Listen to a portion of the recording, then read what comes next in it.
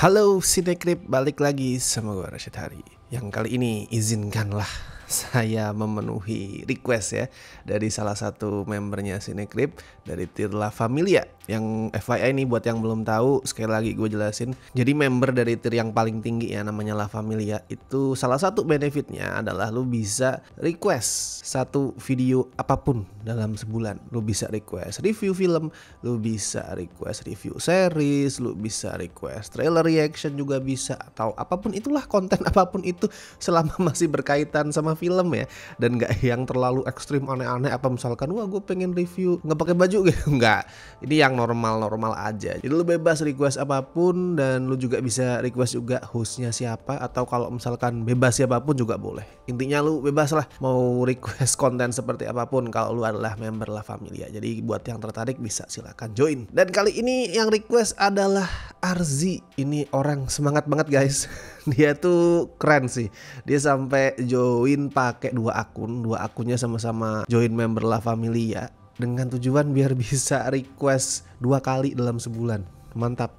Thank you banget Arzi sudah join La Familia. Film pertama yang dia request untuk bulan ini adalah filmnya Jackie Chan yang judulnya itu Snake in the Eagle's Shadow. Ini film rilisan tahun 1978 yang bisa dibilang influential banget, sangat-sangat berpengaruh buat perkembangan sinema Hong Kong. Gue udah nonton ini film sebenarnya, cuman sudah lama banget.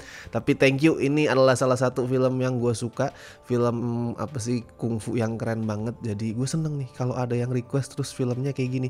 Filmnya gue suka, terus film yang nggak terlalu baru ya, agak-agak jadul tuh gue suka kalau ada request yang seperti itu. Jadi silakan request film yang mirip-mirip. Nah BTW tadi gue bilang ya, film ini tuh sangat influential karena banyak banget emang pengaruh yang dia ciptain. Pertama nih soal Jackie Chan. Jadi sebelum Snake in the Eagle's Shadow, Jackie Chan nih emang udah banyak main film ya. Kalau mau dihitung mungkin bisa 30 film lebih lah. Cuman kan dari berapa puluh itu banyak juga yang dia sebatas jadi figuran, jadi supporting. Ya ada juga sih beberapa yang jadi lead, cuman belum yang bener-bener meledak banget. Nah Snake in the Eagle's Shadow ini adalah yang jadi major breakthrough-nya dia. Kayak 1978 tuh dia major breakthrough, terus habis itu Drunken Master ya kalau nggak salah.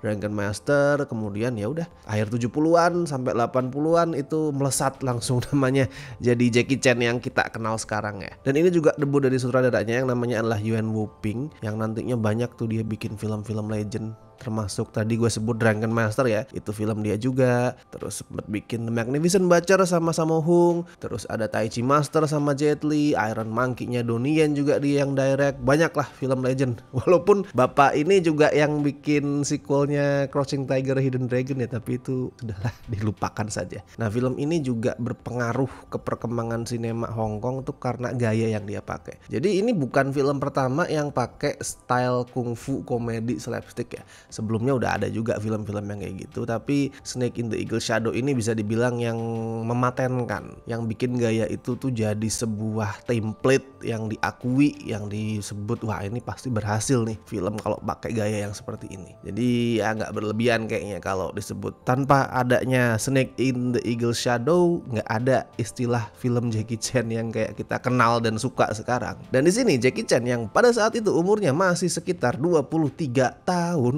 buset masih muda banget. Dia tuh meranin karakter yang namanya adalah Chien Fu. Tapi Chien Fu ini jangan dulu bayangin kayak karakternya Jackie Chan yang umum ya. Chien Fu ini bukan jago kungfu. Sebaliknya dia itu adalah kacung yang juga dijadiin samsak berjalan di sebuah perguruan kungfu. Jadi maksudnya samsak berjalan tuh gini, misal ada salah satu anggota perguruan itu butuh alat, butuh samsak tuh buat peragain jurus dia, yang dipanggil si Chien Fu, nggak pakai kayu or something gitu, nggak. Yang dipanggil adalah Chien Fu, disuruh datang terus dijadiin samsak buat dipukulin. Dan itu terjadi hampir tiap hari. Tapi si Chien Fu ini diam aja, soalnya dia ngerasa punya hutang sama perguruan ini. Dia yang dulu nggak punya rumah, dia tuh ditampung, boleh tinggal di situ, boleh makan di situ, boleh kerja di situ. Makanya dia diam aja walaupun jadi samsak berjalan. Sampai suatu ketika dia ketemu sama kakek-kakek pengemis yang jago kungfu. Dan kayak udah bisa lo tebak lah ya, si kakek inilah yang akhirnya ngajarin Chien Fu bela diri. Jadi si Chien Fu itu diajarin kungfu aliran ular, anjir. Dan di saat bersamaan mereka harus berhadapan sama pemilik kungfu aliran cakar elang yang pengen menghabisi semua pemilik jurus ular. Asik banget ini film. Ya Snake in the Eagle's Shadow ini kayak merangkum semua hal yang bikin gue jatuh cinta sama film-film kungfu klasik, film-film era ya 70-an, 80-an. Karena gue selalu suka ngelihat gimana jurus-jurus kungfu yang ada di film-film itu, film-film martial arts itu di-develop berdasarkan hal-hal yang ada di sekitar. Bisa dari elemen apa, atau kayak di film ini ya dari hewan. Di film ini kan semuanya jurusnya dari hewan tuh. Jadi lu akan ngelihat misal jurus ular ya, gerakannya beneran kayak ular yang lagi melatah, lagi meliuk-liuk naik ke kayu, atau jurus cakar elang ya kayak elang. Terus nanti ada juga jurus kucing ya, bentuknya tuh kayak gerakan cakar kucing gitu, terus lompat kayak kucing mau nyergap mangsanya. Wih, keren banget, gue suka hal-hal yang seperti itu.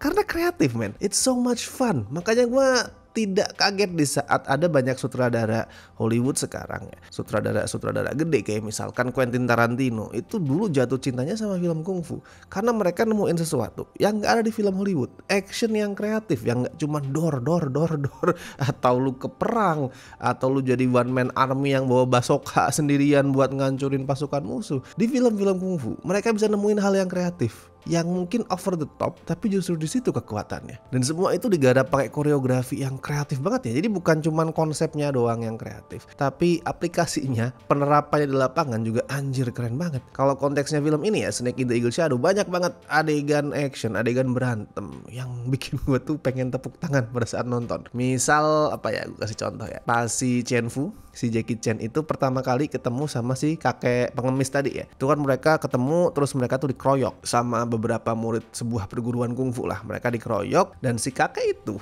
dengan gampangnya dia ngerakin badannya Chen Fu yang ya kaku. Jadi si Chen Fu tuh cuman ketakutan, wah ini gimana tuh si kakek ngerakin dari belakang tuh pakai tongkat. Atau juga pas ini nih, pas si Chen Fu itu disuruh ngepel sama salah satu orang perguruan, petinggi perguruan tempat dia tinggal yang sering ngebully dia. Tapi adegan ngepel yang kedua ya, jadi sini lu akan ngelihat adegan ngepel tuh 2 kali. Yang pertama pas si Chen Fu tuh masih awal banget, masih belum tahu apa-apa soal kungfu, dan yang kedua pas dia tuh udah jago kungfu, udah diajarin sama si kakek. Nah yang gue suka adalah yang kedua, gue amazed sama gimana koreonya itu bisa bikin gerakan-gerakan yang kompleks, yang wah nggak manusiawi lah intinya, cuman bersenjatakan satu kain pel. Itu gue nggak habis pikir gimana proses mereka nyiptain gerakan-gerakan kayak gitu. Dan Yasin itu of course ya juga berhasil karena fisiknya Jackie Chan di puncak karir dia pada saat umurnya masih 20-an. Gue ngebayangin gini, misal ada orang yang sama sekali nggak kenal Jackie Chan somehow ya, ya bayangin aja ada lah, misalkan somehow ada orang nggak kenal Jackie Chan sama sekali, terus disuruh nonton satu adegan itu aja, adegan ngepel tadi, gue yakin orang itu bakalan ngomong ini aktornya beneran jago kungfu kah? Karena anjir itu gerakan-gerakannya gue nontonnya aja capek ngebayangin itu gimana otot dia bisa bergerak begitu. Tapi di sini Jackie Chan juga punya achievement lain ya, kalau nampilin gerakan kungfu bela diri keren mah itu sudah makanan sehari-hari. Nah di sini dia juga bisa nampilin hal yang beda, yaitu berakting sebagai orang yang nggak tahu apa-apa soal bela diri. Di awal tuh lu bisa ngeliat gesturnya tuh canggung, kuda-kudanya aduh kayak orang minta dibully, emang kuda-kudanya jelek banget, pukulannya ngaco asal lempar. Dia bisa meranin itu dengan meyakinkan. Makanya itu kerasa satisfying banget di saat nanti si Chen Fu yang polos yang nggak tahu apa ini akhirnya bisa mulai jago kungfu. Gesturnya berubah, kuda-kudanya jadi keren, jadi mantep, itu satisfying banget. Oh sama satu lagi nih yang kreatif banget nih, gue rasa gue perlu mention ini sih, yaitu pada saat si kakek pertama kali ngajarin si Chen Fu itu kungfu. Dia nggak ngajarin itu secara langsung. Nanti adalah adegan montage dia tuh ngajarin Chen Fu langsung, tapi awalnya nggak diajarin langsung. Cara dia ngajarin adalah dengan ngegambar jurus-jurus kungfu dan gerakan-gerakannya tuh di lantai. Jadi digambar tuh jejak kakinya, ada jejak-jejak kaki yang dia gambar di lantai. Terus si Chen Fu itu disuruh ngikutin jejak kaki di situ. Yang nantinya pelan-pelan dia jadi terbiasa kan ngikutin gerakannya, jurus-jurusnya. Itu wow, anjir kreatif men. Dan makin keren lagi pas musiknya tuh gue dengeran, anjir musiknya lu dengerin sendiri deh. Musiknya tuh bukan apa ya, kalau misalkan lu ngomongin film kungfu, mungkin yang kebayang di kepala lu kan wah musik-musiknya Wong Fei Hung tuh yang wah Chinese banget kan. Kalau di sini tuh musiknya pada saat si Chen Fu latihan tuh ngikutin jejak kaki, itu musiknya out of this world banget, pakai suara laser yang piu piu piu piu wih, kayak lagi teler nonton itu keren banget. Kalau komedinya ya selama lu adalah orang yang menyukai slapstick lu akan terhibur lah. Tapi jangan bayangin nih slapstick males yang cuman asal pukul-pukul fisik ya.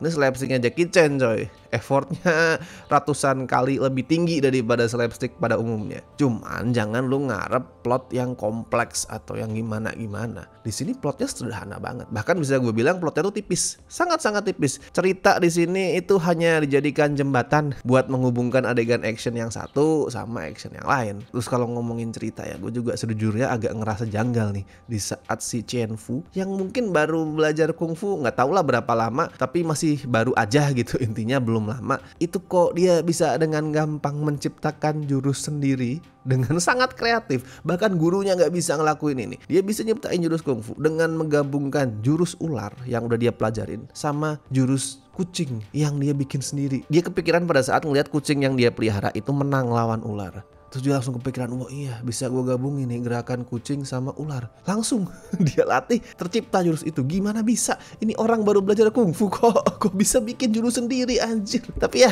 it's okay lah.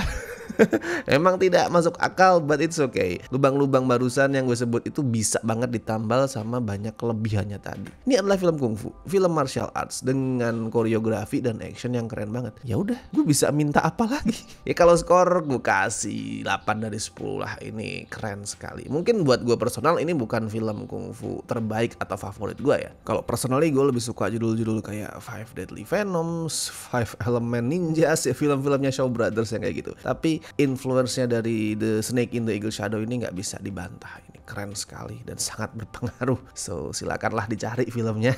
Ini mungkin nggak gampang ditemuin di OTT biasa ya, tapi lu pasti bisa menemukannya lah. Silakan. Udah thank you banget Arzi sudah request film yang keren begini. Gue suka nih sekali lagi kalau film yang di request tuh begini. Banyakin lah request film-film beginian. Dan sekali lagi kalau misalkan lu tertarik kayak Arzi ini requestnya dipenuhi oleh kami, bisa join member di Tir La Familia, silakan. Dan thank you so much juga buat teman-teman member yang lain, terutama dari Tir Besti, Tir La Familia. Makasih banget udah join. Tir Sobat walaupun nggak muncul di sini juga tetap terima kasih banyak. Oke, gue Rashid Hari. Sampai ketemu di review-review berikutnya.